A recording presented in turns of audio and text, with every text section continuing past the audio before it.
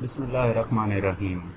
10th class आज की video में हम चैप्टर 11 थर्मल ट्रांसफॉर्मेशंस के कंस्ट्रक्टेड रिस्पांस क्वेश्चन सॉल्व करेंगे। मज़ीद इस तरह की वीडियोस के लिए हमारा चैनल सब्सक्राइब करें और बेल आइकन पर प्रेस करें ताकि आपको तमाम वीडियोस के नोटिफिकेशंस मिलते रहें। फर्स्ट कंस्ट्रक्टेड रिस्पांस क्वेश्चन है, look at these graphs for heating the ice. ये दो ग्राफ्स शो किए गए हैं जो कि आइस को हीट प्रोवाइड करने से जो ग्राफ बनते हैं वो शो किए गए हैं। एक हमारे पास एनर्जी टाइम ग्राफ है और दूसरा टेम्परेचर टाइम ग्राफ है। एनर्जी जो सप्लाई की गई है आइस को वो कांस्टेंट शो कर रहा है, कांस्टेंट रेट, जिसमें कि जो आइस है वो कन्वर्ट होती है लिक्विड में और फिर स्टीम में, तो ये कांस्टेंट रेट पे कन्वर्ट हो रही है। और इसी तरह जो टेम्परेचर टाइम ग्राफ शो किया गया है इसमें टेम्परेचर चेंज होने से आइस पहले वाटर में कन्वर्ट होगी और फिर वाटर से स्टीम में कन्वर्ट होगी, तो उसका ग्राफ शो किया गया है।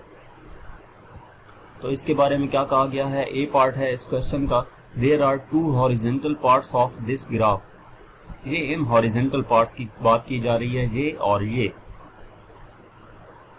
where temperature is not changing but energy is being supplied to substance at constant rate। जहाँ पे टेम्परेचर चेंज नहीं हो रहा। टेम्परेचर कब चेंज होगा, जब ये ग्राफ ऊपर की तरफ ऐसे लाइन शो करता है जैसे कि ये, और ये हमें नजर आ रही है स्लोप्स। तो इस केस में हॉरिजॉन्टल लाइन है। अब इस केस में टेम्परेचर इस ग्राफ में चेंज नहीं हो रहा, लेकिन अगर इस पॉइंट पे एनर्जी देखें तो एनर्जी कांस्टेंट रेट पे चेंज हो रही है।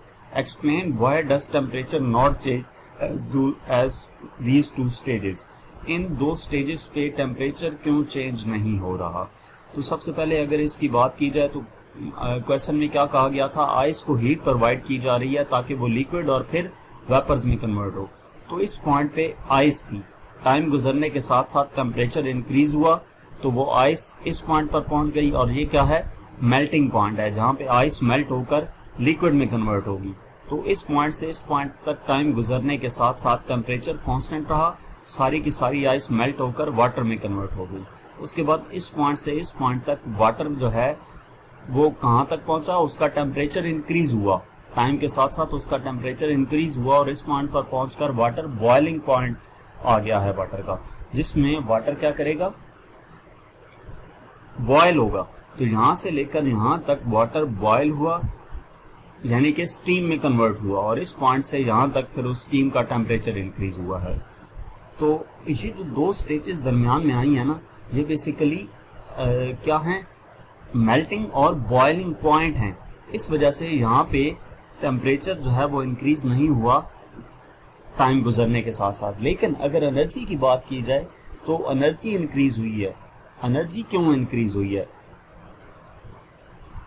क्योंकि एनर्जी जो है वो एब्जॉर्ब हुई है, किस लिए, लेटेंट हीट ऑफ फ्यूजन जो है किसी भी सब्सटेंस का जिसमें एक फेज से दूसरी फेज में चेंज होते हैं, उसके लिए एनर्जी एब्जॉर्ब हुई है। तो इसलिए एनर्जी कांस्टेंट रेट पे चेंज हुई है, जबकि टेम्परेचर चेंज नहीं हुआ, टेम्परेचर हमारे पास वही रहा है, सेम रहा है। इसके बाद नेक्स्ट बी पार्ट है, explain why the temperature and energy trends are not same for the same time intervals। explain करना है कि टेम्परेचर और एनर्जी ट्रेंड्स जो हैं वो सेम क्यों नहीं हैं सेम टाइम इंटरवल्स के लिए। ठीक है, यानी कि टाइम गुजरने के साथ साथ एनर्जी का ग्राफ और है, और एनर्जी टाइम के साथ लीनियरली ग्राफ शो हो रहा है, जबकि टेम्परेचर की बात की जाए तो वो स्ट्रेट लाइन नहीं है। तो इसके बारे में पूछा गया है। तो टेम्परेचर बेसिकली क्या है, measure of average kinetic energy of the particles in a substance, जबकि थर्मल एनर्जी या हीट क्या है, total kinetic energy of the particles.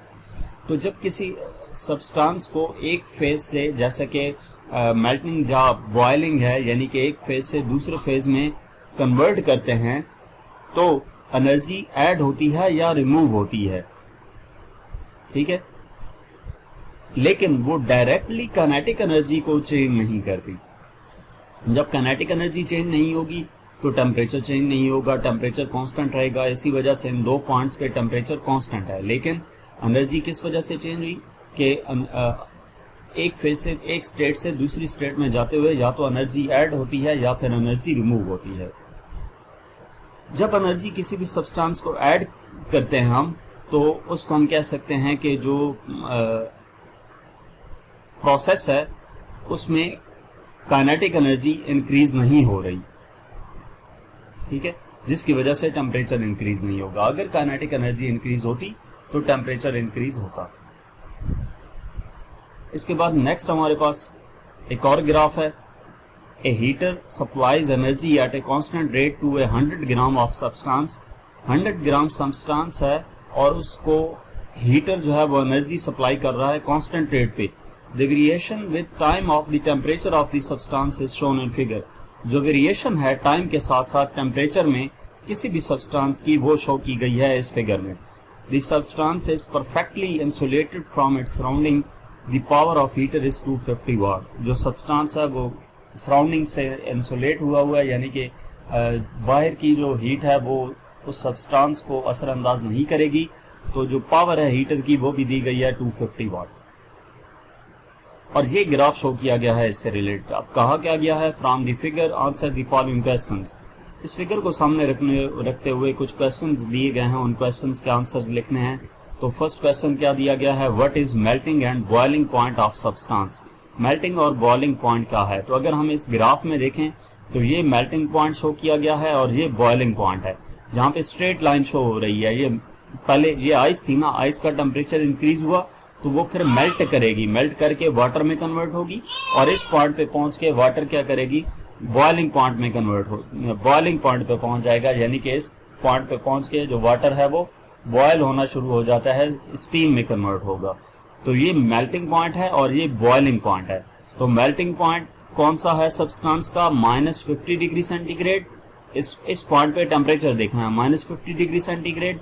और बॉइलिंग पॉइंट कौन सा है, इस पॉइंट पे टेम्परेचर ये 30 वाली लाइन है और ये 40 वाली, इनके दरमियान में 35 डिग्री सेंटीग्रेड है। तो मेल्टिंग पॉइंट -50 डिग्री सेंटीग्रेड और बॉइलिंग पॉइंट 35 डिग्री सेंटीग्रेड है। मेल्टिंग पॉइंट पे आइस वाटर में कन्वर्ट होगी और बॉइलिंग पॉइंट पे वाटर जो है वो वेपर्स में कन्वर्ट हो जाता है, यानी कि लिक्विड से गैस में चेंज होते हैं। उसके बाद सेकंड पार्ट है, उसमें क्या कहा गया है, how long does it take to melt completely and how long does it take to vaporize from liquid state. कि कितना टाइम लगेगा कंप्लीटली मेल्ट होने में और कितना टाइम लगेगा वेपराइज होने में लिक्विड से स्टीम स्टेट में। तो सबसे पहले अगर मेल्टिंग टाइम की बात की जाए तो मेल्टिंग टाइम से मुराद ये जो हॉरिजॉन्टल लाइन शो की गई है ना, इसका टाइम पूछा गया है। तो हॉरिजॉन्टल लाइन ये इस पॉइंट से लेकर इस पॉइंट तक जो ये टाइम है ये ऑलमोस्ट 2.5 मिनट्स है। यहाँ 0 से लेकर यहाँ तक 5 है ना, तो सेंटर से इधर तक ऑलमोस्ट 2.5 है, इस 5 का हाफ। और इसी तरह वेपराइजिंग टाइम पूछा गया है। वेपराइजिंग टाइम कितना होगा, यानी कि जिस पॉइंट पे लिक्विड जो है वो वेपर्स में कन्वर्ट हुआ है, यानी कि इस पॉइंट से लेकर इस पॉइंट तक ये जो हॉरिजॉन्टल लाइन है इसका हमने टाइम बताना है। तो ये पॉइंट कहां पे एग्जिस्ट कर रहा है, 20 पे, और ये वाला पॉइंट कहां पे एग्जिस्ट कर रहा है, 5 पे। ठीक है, तो ये 20 नहीं बल्कि 20 से नेक्स्ट वाली लाइन है, ये 21 है और ये वाला जो है 5 पे है, 6 पे है। तो 21 - 6 ये 15 मिनट्स आएगा। ठीक है, T3 - T2, 21 - 6 क्या होगा, 15 मिनट्स। इसके बाद हमारे पास सी पार्ट है। सी पार्ट में है how much temperature increases in its liquid phase. X part of the graph कि how much temperature increases in liquid phase, liquid phase में कितना टेम्परेचर इंक्रीज होगा। लिक्विड फेज से मुराद ये मेल्टिंग पॉइंट से बॉइलिंग पॉइंट तक ये जो लाइन ड्रॉ की गई है, इसकी वो जो ब्रैकेट में लिखा भी हुआ है x part of the graph, यानी कि ये लाइन हमने इसके बारे में बताना है कि इस केस में टेम्परेचर कितना इंक्रीज हुआ। तो इस पॉइंट पे टेम्परेचर 35 है और इस पॉइंट पे टेम्परेचर -50 डिग्री सेंटीग्रेड है। तो हायर टेम्परेचर से लोअर टेम्परेचर को माइनस करेंगे, यानी कि 30 - -50, तो ये आ जाएगा 35 - -50, ये टेम्परेचर 35 है तो ये कितना हो जाएगा, 85 डिग्री सेंटीग्रेड। तो चेंज इन टेम्परेचर जो है x part of the graph के लिए या जो टेम्परेचर इंक्रीज हुआ है लिक्विड फेज में वो कितना है 85 डिग्री सेंटीग्रेड है। उसके बाद डी पार्ट है calculate latent heat of vaporization of the substance. Latent heat of vaporization calculate करनी है तो latent heat of vaporization calculate करने के लिए पावर का फॉर्मूला अप्लाई करेंगे। पावर इक्वल टू हीट पर unit time, P equal to Q by T। तो Q हमने कैलकुलेट करना है इसमें, latent heat of vaporization Q equal होगा PT के। पावर हमारे पास 250 हमें क्वेश्चन में दी गई है और टाइम कितना लगा है 15 मिनट्स। ये 21 माइनस 6 ये हम ऑलरेडी देख चुके हैं, ये कितना था 15। इनको मल्टीप्लाई करेंगे तो हीट आ जाएगी 3750 जॉल। तो यहां तक हमारे पास इस चैप्टर के कंस्ट्रक्टेड रिस्पांस क्वेश्चंस थे। मजीद 9th 10th first year second year के लेवल पर पढ़ाई जाने वाली जितने भी टेक्स्ट बुक्स हैं उनकी एक्सरसाइजेस के सॉल्यूशंस आपको हमारे चैनल पर मिलेंगे।